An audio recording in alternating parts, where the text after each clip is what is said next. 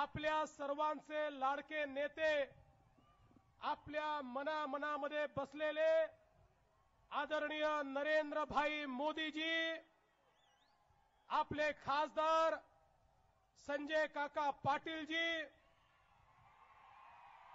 मंचावर उपस्थित सर्व उमेदवार, पदाधिकारी आणि भगिनी आणि बंधूंनो, आपल्याला मोदीजींचं भाषण ऐकायचंय, त्यामुळे मी फार वेळ बोलणार नाही. मी केवळ एवढंच सांगण्याकरता या ठिकाणी आलोय. या तासगावचं जे पार्सल तुम्ही मुंबईला पाठवलं होतं ते फेल झालंय. ते पार्सल आता तासगावातच तुम्ही ठेवून घ्या. अलीकडच्या काळात आर पाटलाची पोपटपंची फार सुरू आहे. अरे आर पाटील, खरंच तुमच्यात हिम्मत असेल तर गृहमंत्री म्हणून तुम्ही काय केलं ते पहिल्यांदा जनतेला सांगा. अरे आमचे गोपीनाथराव मुंडे गृहमंत्री होते.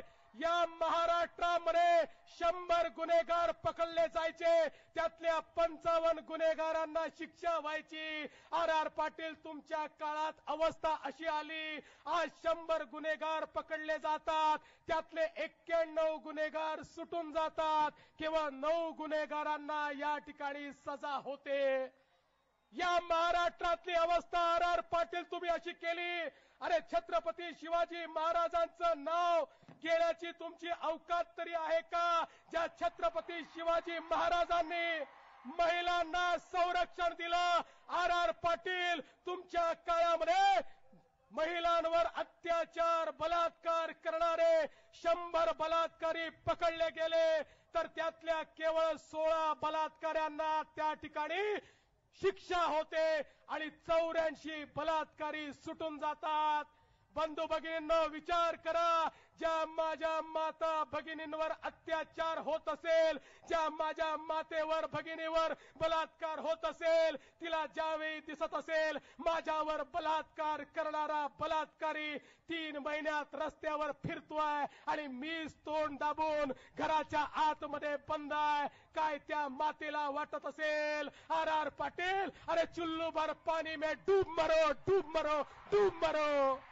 बंधू भगिनींनो, हा तुमचा बोलका पोपट, त्याला विचारा. अरे या मुंबईवर हमला झाला, तू सांगितलं होतं ना सीसीटीव्ही लावू, मारे सूट बूट घालून लंडनला गेला होता.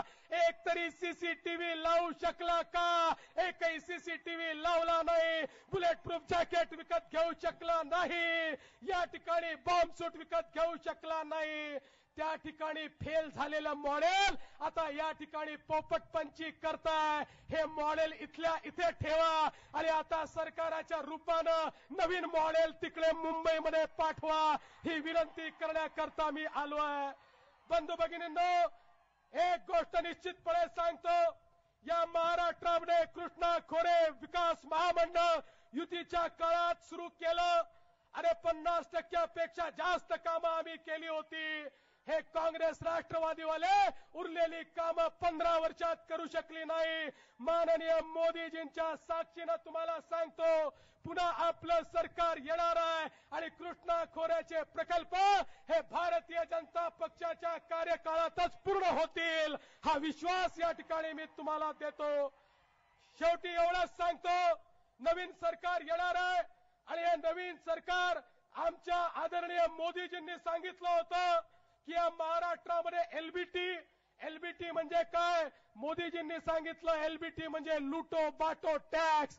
हा लुटो बाटो टॅक्स, हा एलबीटी या महाराष्ट्रात आम्ही हद्दपार केल्याशिवाय राहणार नाही, हा विश्वास तुम्हाला देतो.